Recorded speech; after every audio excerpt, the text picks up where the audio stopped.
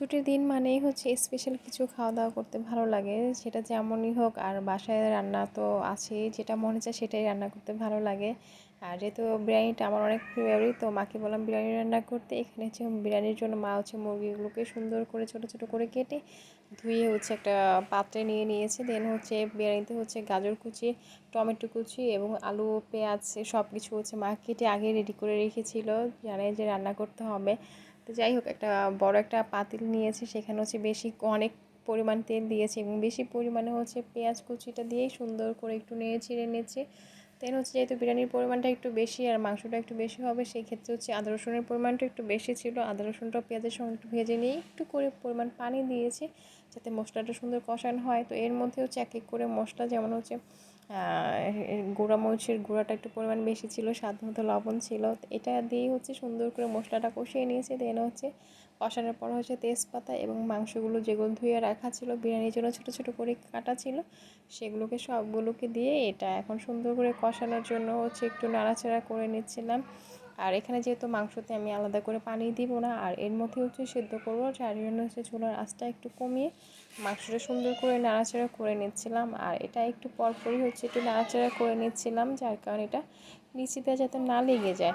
তো এভাবেই হচ্ছে কয়েকবারই হচ্ছে মাংসটা খুব সুন্দর করে নেড়ে চেড়ে নিয়েছিলাম, যাতে মাংসটা খুব ভালোভাবে সিদ্ধ হয়। তো মাংসটা একটু সিদ্ধ হওয়ার পরে হচ্ছে অল্প, বেশি না, অল্প কিছু পরিমাণে আলু ছিল, আলুটাকে দিয়ে দিলাম। এবং যেটা সবথেকে ইম্পর্টেন্ট, বিরিয়ানির মশলাটা মা হচ্ছে, আমরা প্যাকেটটা আনি না, আমরা হচ্ছে বাটা যে থাকে ঘরেও, সেটাকে বেটে নিয়েছি। দেন হচ্ছে একটু গরম মশলা, এলাচি এটাও দিয়ে সুন্দর করে নেড়ে দিলাম, এভাবে হচ্ছে ঢেকে দিলাম। তো বিরিয়ানি মানে সরি মাংস যে পানিটা ছিল ওটার মধ্যেই হচ্ছে মাংসটা সিদ্ধ হয়ে গেছে। তো এটা অলরেডি সিদ্ধ হয়ে গেছে, মাংসটা এখন নামিয়ে নেব।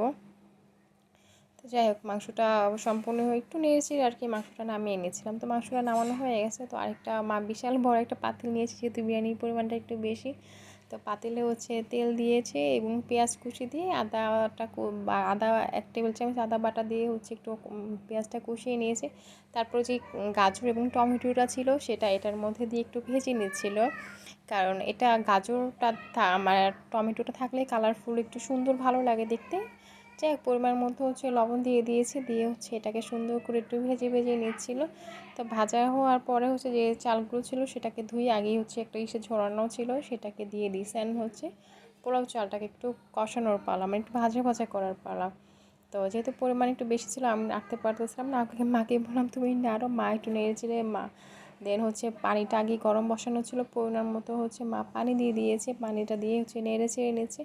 তো এখানে হচ্ছে এই প্যাকেট হচ্ছে পরিমাণ দুধ ছিল, কারণ মাংসতে একটু দুধ দিতেই হয়, সেই ক্ষেত্রে মাংসটা দুধটা দিলে একটু ভালো লাগে। তো দুধটা দেওয়া একটু নাড়াচাড়া করে দিয়ে যে মাংসটা আমরা মানে রান্না করা ছিল বিরিয়ানির জন্য, সেই মাংসগুলো হচ্ছে সুন্দর করে সবগুলো ঢেলে দিলাম এবং এটাকে সুন্দর করে মিক্স করে নিলাম। তো এটা এখন সুন্দর করে মিক্স করার পর এটাকে এখন ঢেকে রেখে দিলাম। তো তারপরে তো হচ্ছে বিরিয়ানিটা অনেকক্ষণ পরে এসে দেখি মা তো এর মধ্যে নাড়াচাড়া করেছে। যাই হোক, বিরিয়ানিটা হয়ে গেছে। এটা এতটাই সুন্দর হয়েছে এবং এতটাই ঝরঝরা হয়েছে, দেখতেই ভালো লাগতেছিল, আর খেতে তো অবশ্যই ভালো লাগবে। আর মার হাতে বিরিয়ানি বলে মানে স্পেশাল কিছু ভালো লাগে। তো কার কার ভালো লাগে বিরিয়ানি খেতে অবশ্যই কমেন্ট করে জানাবেন। আল্লাহ হাফেজ।